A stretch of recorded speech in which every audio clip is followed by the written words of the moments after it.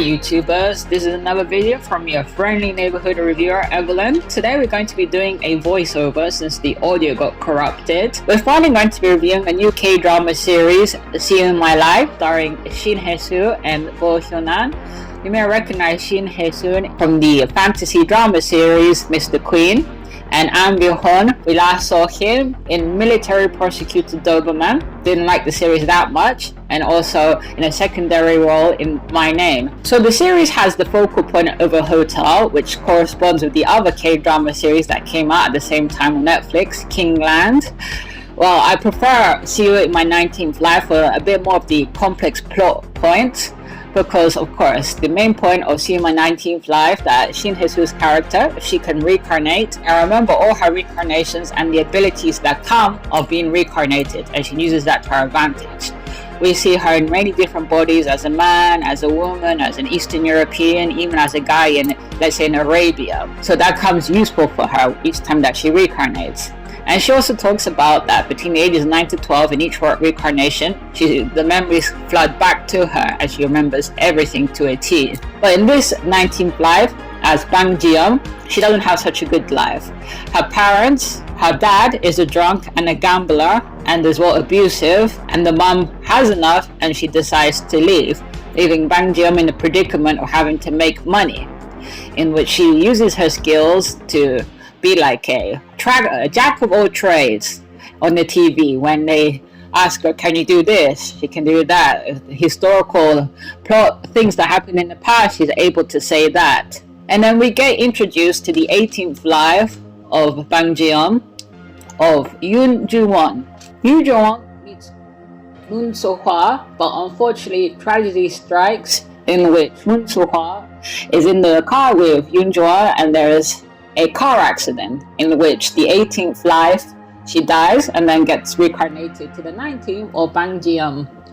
So when she remembers these memories, she decides to go back to the house to see whether Moon So-hwa, Ahn Bo-Hyun's character, now is still alive and if he's well and older.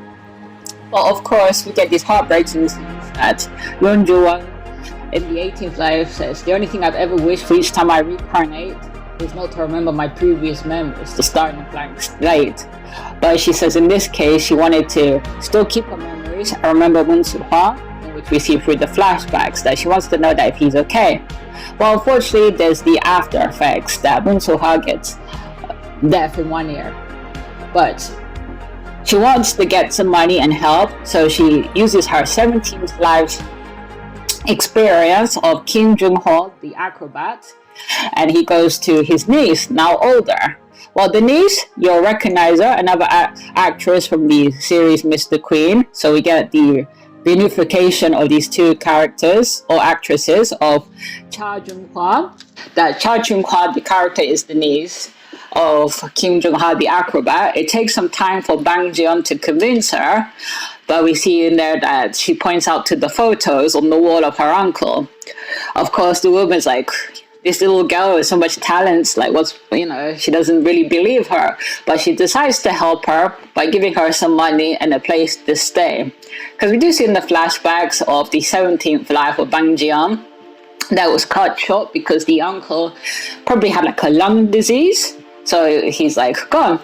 So we get put forward that Bang Ji-yeon, already older, we see Shin Hye-sun with the light brown hair, that she's smart enough to become a car engineer. She does this as the purpose of trying to find Moon So-hwa and try to reunite with him. But of course she's in a predicament of how do you talk to a guy and say, I'm Yoon Jung-won, the 18th life, I reincarnated in Bang Ji-yeon. So she's left in a really serious predicament of having to convince him and to show proof that she is who she says that she is.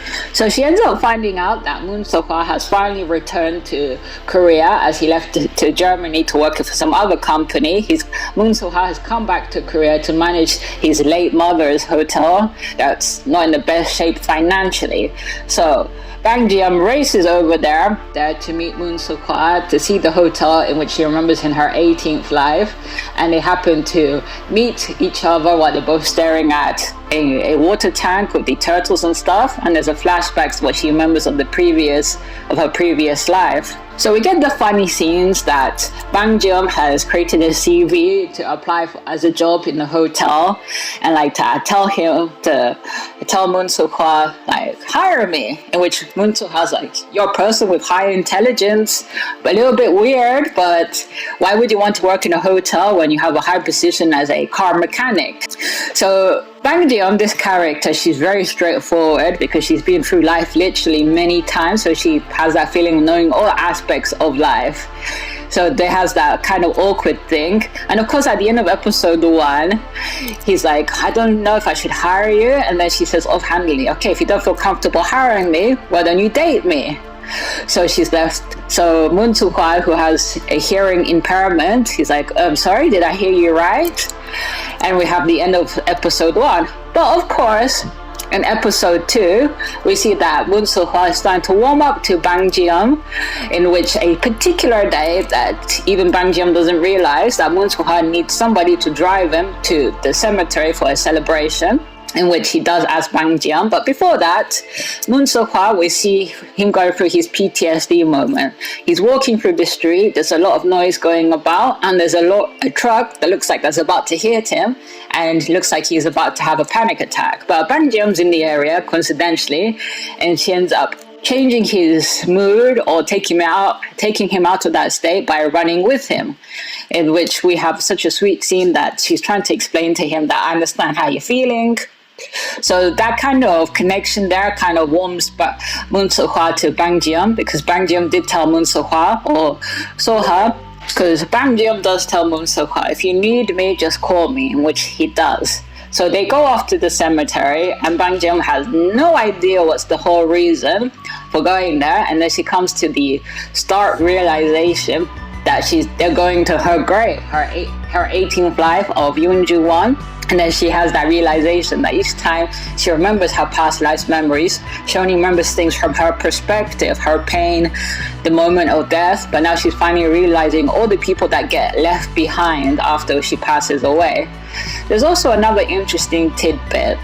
The little girl in the flashbacks, that's the brother of Moon Soo-hwa. You recognize her as the little girl from Good Bad Mother. And of course, you recognize the older version from Extraordinary Attorney Woo Young-woo of Ha Yoon-kwon. Now the older version of the character, that we also she'll have an important plot point, because we get the montage of course, her sister is also celebrating or remembering Bang Jeom's previous life. So she comes to that realization that the people that get left behind, what happens to them? And Bang Jeom wants to tell Moon Soo-hwa, don't cry, I'm here.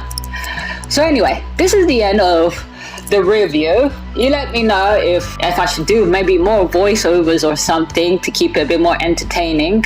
And of course, we have the other K-drama series, Kingland, came out on Netflix.